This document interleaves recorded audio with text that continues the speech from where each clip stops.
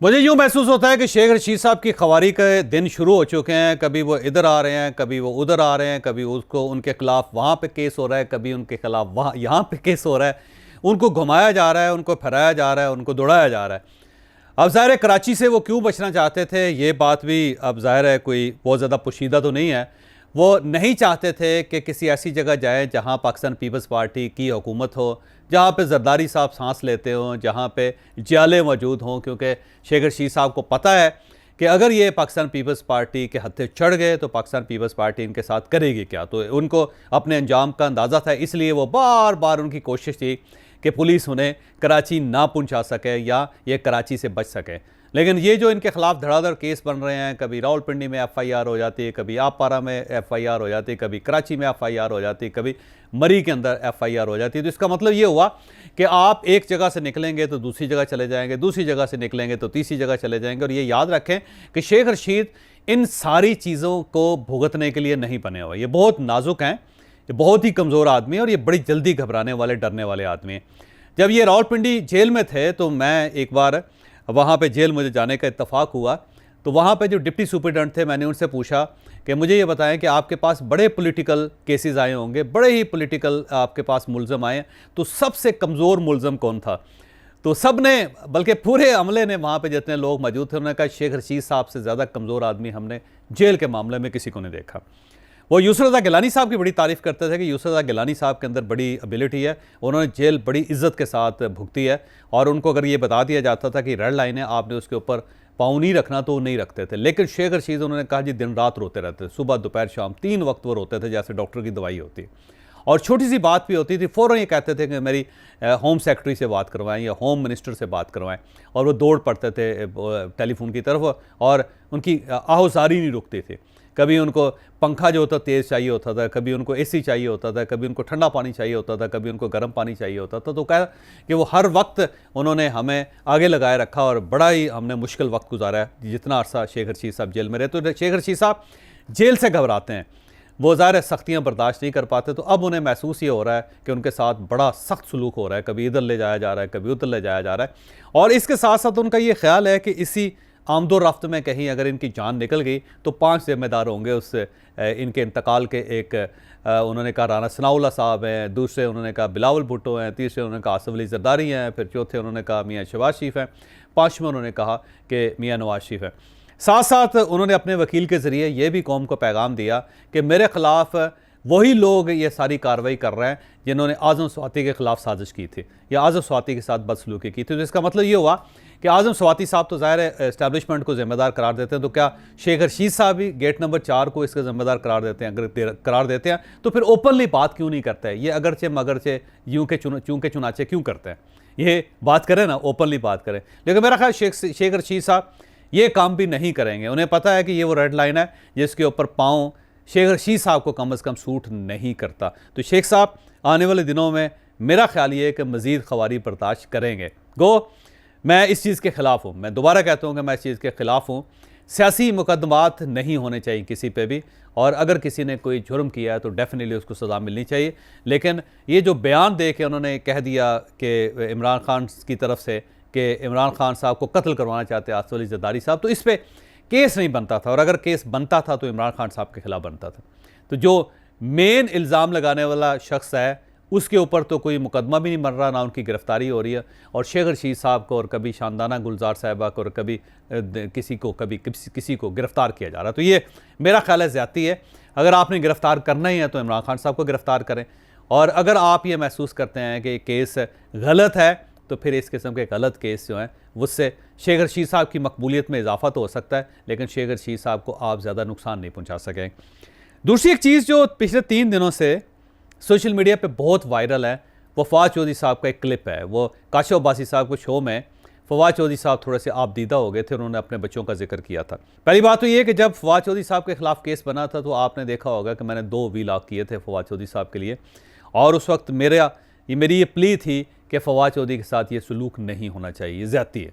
बल्कि उस पर मुझे खासा रिएक्शन भी भुगतना पड़ा। लोगों ने बड़ी, वो जो एक ट्रोलिंग के नाम पे छत्रोल होती है वो हुई कि आप जी फवाद चौधरी की हमायत में बात क्यों कर रहे हैं। तो मैंने उस वक्त भी बताया था कि फवाद चौधरी साहब हमारे दोस्त भी हैं, दूसरा एक जेन्युइन पॉलिटिकल वर्कर हैं, उनके साथ इस किस्म का सलूक नहीं होना चाहिए था। लेकिन जहाँ तक फवाद चौधरी साहब के जज्बात का ताल्लुक़ है तो मैं उन जज्बात की कदर करता हूँ। वाकई उन्होंने कहा कि जब उन्हें बच्चे याद आते थे तो उनकी आंखें भर आ जाती थी, उन्होंने अपने बच्चों को बहुत मिस किया। इसमें कोई शक नहीं कि अगर आप वालिद हैं और आपको इस तरह पुलिस गिरफ़्तार कर लेगी तो आपको जेल की तन्हाई में गाड़ी के ठंडे जो बॉडी है उस पर ठंडे बेंचों पे अदालत के अंदर जो ख़वार होते हैं वहाँ पे या वकीलों की गुफ्तगू के दरमियान आपको अपने बच्चे बहुत याद आते हैं। और ये ऐसा नहीं होना चाहिए। कोई भी अगर वालिद है या वालदा है उसको सिर्फ पॉलिटिकली इस किस्म के अमल से नहीं गुजारना चाहिए कि उन्हें अपने बच्चे भी याद आएँ और बच्चों को अपना वालिद भी याद आए। अगर किसी ने कोई क्राइम किया है तो उसको सज़ा मिलनी चाहिए, लेकिन पॉलिटिकल केसेस में इस तरह ख़वार करना ये बड़ी ज़्यादती है। लेकिन यहाँ पे एक सवाल ये भी पैदा होता है कि जब इमरान खान साहब के दौर में 34 ऐसे लोग जो आज फवाद चौधरी साहब हैं, बिल्कुल ऐसे ही 34 फवाद चौधरी जैसे लोगों के साथ जब सलूक किया गया और एक इंतहाई खौफनाक सलूक किया गया, तो सवाल ये कि क्या उनके बच्चे नहीं थे। अब जो राना सनाउल्लाह साहब से मैं स्टार्ट करता हूँ। राना सनाउल्लाह साहब पे 15 केजी हेरोइन डाल दी गई थी और फवाद चौधरी के सामने ये हुआ था। उस पर फवाद चौधरी साहब ने रोका भी था काबीना के इजलास में। 3 वज़ीर थे जिन्होंने कहा था ये ना करें, ये गलत है। और बल्कि फवाद चौधरी DG ANF के साथ उन्होंने उस वक्त मुकालमा भी किया था।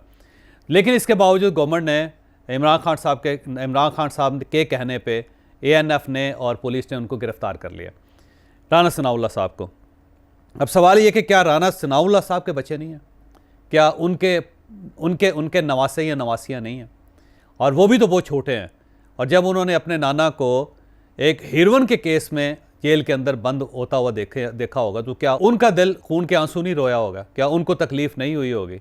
सेम इसी तरह जब उनकी बेटी को यह पता चला होगा कि मेरे वालिद पे 15 केजी हेरोइन डाल दी गई है और ये वो केस है जो पूरी ज़िंदगी जब भी राना सनाउल्लाह को ट्रैक किया जाएगा या गूगल किया जाएगा तो उसके साथ ये केस खुल जाएगा, तो क्या उनको तकलीफ़ नहीं हुई या उन सब के दिल स्टील के बने हुए थे? फवाद हसन फवाद की मैं मिसाल देता हूँ कि पाकिस्तान के ब्यूरोक्रेट है। मैं बार बार ये कह रहा हूँ कि बड़े टॉप के ब्यूरोक्रेट है, उनकी बड़ी रिस्पेक्ट थी पूरी ब्यूरोक्रेसी के अंदर। और लोग ये कहते हैं कि इंतहाई ऑनेस्ट आदमी और उसने बड़ा अपराइट आदमी है, बड़ा उसने काम किया, इसमें कोई शक नहीं। अभी वो सर्विस के अंदर थे, 22वीं ग्रेड के ऑफिसर थे, प्राइम मिनिस्टर के प्रिंसिपल सेक्रेटरी थे और उन्हें गिरफ़्तार कर लिया गया। और गिरफ़्तार करने के बाद उन्हें जेल में फेंक दिया गया और वो जेल के अंदर उन्होंने इतना तवील अरसा गुजारा। और वो उनका वज़न ज़्यादा है तो उन्हें कमोड इस्तेमाल करने की भी इजाज़त दी जाती थी। और जिस तरह उनको एक गर्म कमरे में रखा गया और उनके सारे बुनियादी हकूक़ उनसे छीन लिए गए। और ये याद रखें कि उससे पहले इनकी बेटी की मंगनी हुई थी फवाद साहब की। और जब वो जेल गए तो फवाद साहब के लिए सबसे पहला जो ख्याल फवाद साहब के जहन में आया था वो ये था कि कहीं ऐसा ना हो कि मेरी बेटी की मंगनी टूट जाए। और जब उनकी बेटी के ससुराल ने इनके घर आने का कहा और इनकी बेगम ने कहा कि वो मेरे घर आना चाहते हैं, तो फवाद साहब के बकौल मेरे दिल में ये अंदेशा पैदा हो गया कि अब क्योंकि मैं इतना बदनाम हो चुका हूँ पाकिस्तान में कि शायद मेरी बेटी का ससुराल ये रिश्ता न तोड़ दे। लेकिन अल्लाह ने रहम किया, अल्लाह ने करम किया, बंदे वो बड़े जानवर निकले। उन्होंने आके इनकी जो अहलिया है उनसे कहा कि ये मुश्किल वक्त है, इस मुश्किल वक्त में हम कभी आपका साथ नहीं छोड़ेंगे। और इसी दौरान उनकी बेटी की साहबजादी की शादी हुई और अपने घर चले गए। तो वो जो वक्त उन्होंने अपने घर में गुजारना था वो उन्होंने जेल में गुजारा। और ये वाहिद पाकिस्तान के ब्यूरोक्रेट हैं कि जो जेल के अंदर पड़े रिटायर हो गए। इनकी रिटायरमेंट की एज आ गई और वहीं पे बैठे बैठे ये रिटायर हो गए। तो सवाल ये है कि क्या इनकी बेटी नहीं थी और क्या फवाद साहब का दिल भी स्टील का बना हुआ था या इनकी बेटी का दिल भी स्टील का बना हुआ था? सेम मैं इसी तरह अहद चीमा की मिसाल दूंगा। वो टॉप ब्यूरोक्रेट था और इसमें कोई शक नहीं कि उस बंदे ने बहुत काम किया था और लोग उसको आइडलाइज़ करते थे, ब्यूरोक्रेसी में आइडलाइज़ किया जाता था उनको। और जिस तरह उस शख्स को गिरफ़्तार करके जेल में फेंक दिया गया और उसके छोटे बच्चे, और बच्चे जब उनसे मिलने के लिए आते थे तो वो एक ड्रामा रचाते थे अपने बच्चों के सामने। अहद चीमा उन्हें कहते थे कि मेरी यहाँ पे ड्यूटी लगी हुई है, तो ये एक सरकारी दफ्तर है जहाँ पे मुझे इन्वेस्टिगेशन का एक ओहदा दिया गया है, तो मैं इन्वेस्टिगेट कर रहा हूँ। और वो अपने बच्चों से सुपरिटेंडेंट के दफ्तर में मिलते थे और वहाँ पे उन्होंने कुछ फाइलें रखी होती थी, टेबल पे बैठ जाते थे, बच्चों के साथ 2-3 घंटे गुजारते थे और बच्चों को ये अंदाज़ा नहीं होने देते थे कि मैं यहाँ पे अफसर नहीं हूँ, मेरी यहाँ पे ड्यूटी नहीं है, मैं इस जेल का हिस्सा हूँ। और इस तरह उस शख्स ने ज़िंदगी गुजारी। फिर उनकी वालदा और उनके कई रिश्तेदार जो थे उसी जेल के अंदर ही जब थे तो इंतकाल कर गए। और वो शख्स जो एक अपराइट ऑफिसर था वो बाहर निकल के उसने सर्विस से मादत कर ली और रिटायरमेंट ले ली। तो उस एक शख्स का कैरियर तो पूरे का पूरा आपने ख़त्म कर दिया। और उनके जो बच्चे थे उन्होंने ये बड़ा मुश्किल वक्त गुजारा अपने वालिद के बगैर। तो अब आप खुद अंदाज़ा लगाएं। और उनकी बेगम जो खुद सरकारी अफसर हैं, वो उनकी फ़ाइल उठा के कभी इस अदालत में कभी उस अदालत में, और वो अपने ख़ामद से अदालतों के अंदर मुलाकात करती थी। तो इससे अंदाज़ा लगाएं कि क्या क्या चीमा के साथ नहीं हुआ। सेम इसी तरह मरियम नवाज़ को 8 अगस्त 2019 को जब वो अपने वालिद से मुलाकात के लिए जेल गई थी, तो इनके साथ इनकी छोटी साहबजादी भी थी। ये अपने वालिद से मुलाकात कर रही थी, तो इनकी साहबजादी है मरियम नवाज़ साहिबा की साहबजादी के सामने इनको गिरफ़्तार कर लिया गया था। तो अब ये देखें कि 3 वक्त का प्राइम मिनिस्टर और उसकी बेटी को उसके सामने जेल के अंदर गिरफ़्तार किया जा रहा है। और उनकी नवासी और मरियम नवाज़ की बेटी भी वहाँ पे मौजूद है, जो अपने नाना से मुलाकात करने के लिए गई थी। और उसे जब गिरफ़्तार इनको कर लिया गया था, तो मरियम नवाज़ से बड़ी मुश्किल से अपनी बेटी को घर भिजवाया था, क्योंकि बच्ची घर नहीं जा रही थी। तो इससे अंदाज़ा लगाएं कि क्या मरियम नवाज़ साहिबा का जो दिल है वो स्टील का बना हुआ है, और उनकी जो बच्ची थी उनका दिल भी ज़ाहिर स्टील का बना होगा। और जो मियां नवाज शरीफ है उनका ज़ाहिर दिल भी लोहे का बना होगा। वो ज़ाहिर एक आम आदमी का जो दिल है वो तो रोता भी है, तो ज़ाहिर इनके दिल को तो रोने की इजाज़त नहीं दी गई होगी। सेम इसी तरह जो मियां नवाज शरीफ साहब की वालदा हैं, वो जेल में इनसे मुलाकात करने के लिए आए, तो उन्होंने कहा मैंने नहीं घर जाना, मैं अपने बेटे के पास रहूँगी। तो बड़ी मुश्किल से उन्हें वापस भेजा गया। और उस वक्त जेल का अमला खुद रोना शुरू हो गया कि एक बुजुर्ग खातून जिसकी उम्र 85 साल से लेकर 90 साल के दरमियान है, वो अपने बेटे से जुदा नहीं होना चाहती। वो कहती है कि मुझे भी इसी जुर्म में इसी जेल के अंदर बंद कर दिया जाए। तो वो मेरा ख्याल है शायद मियां नवाज शरीफ साहब की वालदा, जो उनका दिल भी ज़ाहिर लोहे का ही होना चाहिए, वो तो ज़ाहिर नहीं धड़कता होगा, और ना ही किसी को उस दिल के बारे में सोचना चाहिए। सेम इसी तरह हमज़ा शहबाज जब वो जेल में गए थे, तो उनकी बेटी 8 महीने की थी, और 2-2.5 साल हमज़ा शहबाज जेल के अंदर रहे। और इस दौरान वो बच्ची मुलाकात करते करते अपने वालिद के साथ बड़ी हो गई और उसने बोलना शुरू कर दिया। तो ज़ाहिर है ये बच्ची भी ज़ाहिर है बच्ची तो नहीं थी, और इसका दिल भी ज़ाहिर पत्थर का होना चाहिए था या लोहे का होना चाहिए था। उसे फवाद चौधरी साहब की बच्चियों की तरह उसका दिल नरम नहीं होना चाहिए था, और ना ही हमज़ा शहबाज का दिल जो इतना नरम होना चाहिए था, ना ही उसे रोना चाहिए था। सेम इस हनीफ अब्बासी का केस है, उसके ऊपर एफिडेंट का केस बना दिया गया, उसे मंशियात फरोश मशहूर कर दिया गया। जुर्म यह था कि उसने इमरान खान के ख़िलाफ़ इलेक्शन लड़ने की जसारत कर ली थी, और उसे इस चीज़ की सज़ा दी गई। और इस दौरान जब वो जेल में थे, तो ज़ाहिर एक गरीब आदमी है, को बहुत ज़्यादा अमीर आदमी नहीं, उसकी फैक्ट्री बंद हो गई, उसके अकाउंट्स बंद हो गए, तनख्वाह देने के लिए पैसे नहीं होते थे। उनकी बेगम जेलों के अंदर उनके पीछे घूमती रही, उनकी बेटी उनको मिलने के लिए जाती रही, उनका बेटा सड़कों के ऊपर ख्वार होता चला गया। कभी एक जेल में उनको हनीफ अब्बासी को भेज दिया जाता था, कभी दूसरी जेल में भेज दिया जाता था। और इस दौरान जब भी इनके बच्चे वालिद के बारे में पूछते थे, तो उनको ये पैगाम दिया जाता था कि अब आपका वालिद जेल से बाहर नहीं आएगा, अब आप ज़्यादा तवक्कुआत वाबस्ता ना करें अपने वालिद से, और आप अपने वालिद के बग़ैर ज़िंदगी गुजारना सीखें। तो अब मेरा ख़्याल है जो ज़ाहिर हनीफ अब्बासी का दिल भी पत्थर का होगा, और इनके बच्चे जो होंगे उनका दिल भी पत्थर का होना चाहिए, क्योंकि ज़ाहिर मुखालिफ हैं, और मुखालफों के दिल तो दिल नहीं होते, और ना ही उनकी आँखों में आंसू आते, और ना ही उनकी आँखों में आंसू आने चाहिए। मुझे याद है हनीफ अब्बासी की एक नवासी भी है, बड़ी छोटी, वो ज़ाहिर अपने नाना के साथ ही पली है, और उन्होंने आज भी वो उनको स्कूल छोड़ने जाते हैं हनीफ अब्बासी। तो उस बच्ची का ज़ाहिर उसका दिल भी नरम होगा, लेकिन शायद उस बच्ची के दिल के बारे में नहीं सोचना चाहिए। और ये उन 34 केसेस में से जो बड़े बड़े केसेस हैं, जिसमें मिफ्ता इस्माइल का केस है, जिसके अंदर शाहिद खाकान अब्बासी का केस है, जिसमें एहसन इकबाल का केस मैं आपको बताता हूँ कि एहसन इकबाल जो ज़ाहिर उनके बच्चे भी हैं, और ज़ाहिर उनके बच्चों के दिल भी तो ज़ाहिर पत्थर के ही होने चाहिए, उनके भी नॉर्मल दिल तो नहीं होने चाहिए। और एहसन इकबाल का कसूर ये था कि उसने नारोवाल के अंदर एक स्टेडियम बनाने की गलती कर दी थी, यानी वो काम जो इमरान खान साहब को करना चाहिए था वो एहसन इकबाल ने कर लिया। तो ज़ाहिर जुर्म तो बहुत बड़ा है कि ये स्टेडियम तो इमरान खान साहब ने बनाना था, जो उन्होंने अपने दौर में नहीं बनाया किसी जगह पे भी। तो वो अगर गलती एहसन इकबाल करेंगे तो उनको सज़ा तो मिलनी चाहिए। और जिस तरह उस आदमी को उठा के जेल के अंदर फेंक दिया गया, ख्वाजा आसफ़ की मिसाल देता हूँ। ख्वाजा आसफ़ फ़ोन करने के लिए घर से बाहर निकले थे, और उनको वहाँ से गिरफ़्तार करके उनको भी जिस तरह एक ज़िल्लत अमेज़ तरीके से जेल ले जाया गया, और जिस तरह उनको वहाँ पे फेंक दिया गया, और फिर अस्पताल के अंदर जो कुछ उनके साथ होता रहा, कैमरे लगे हुए थे वहाँ पे, वो उसको भी आप देख लीजिए। इसके अलावा सैयद खुर्शीद शाह आप देख लें, उनको जिस तरह जेलों में रखा गया, जिस तरह उनको ख्वार किया गया। आसफ़ अली ज़रदारी साहब ज़ाहिर है चले उनको छोड़ देते हैं, क्योंकि उनका तो दिल ही बड़ा सख्त है, उनको तो मेरा ख्याल है उनके बारे में तो तवक्कुआत वाबस्ता करनी नहीं चाहिए, वो तो दिल ही एक सख्त लेकर पैदा हुए हैं। तो अब सवाल ये कि 34 ऐसे आला पाए के लोग थे जिनके साथ ये सलूक किया गया था, और फिर इस सारे सलूक के बाद एक भी ऐसा शख्स नहीं है जिसके खिलाफ केस साबित हो सका हो अदालतों में। जहां पे शहजाद अकबर को केस साबित करने चाहिए थे, वहां पे वो साबित कर नहीं सके।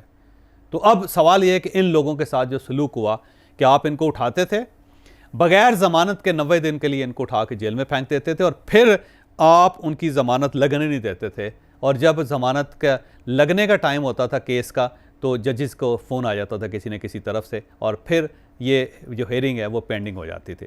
और इस तरह इन सब लोगों ने जेलों के अंदर ज़िंदगी गुजारी। यहाँ पे मैं ख्वाजा साद रफ़ीक का जिक्र भी लाजमी करूँगा। ख्वाजा साद रफ़ीक साहब के भी बच्चे हैं, और वो बच्चे भी 2.5 साल अपने वालिद के बगैर उन्होंने ज़िंदगी गुजारी है, और वो जेलों के चक्कर लगाते रहे। उनकी बेगम भी जेलों के चक्कर लगाती रही।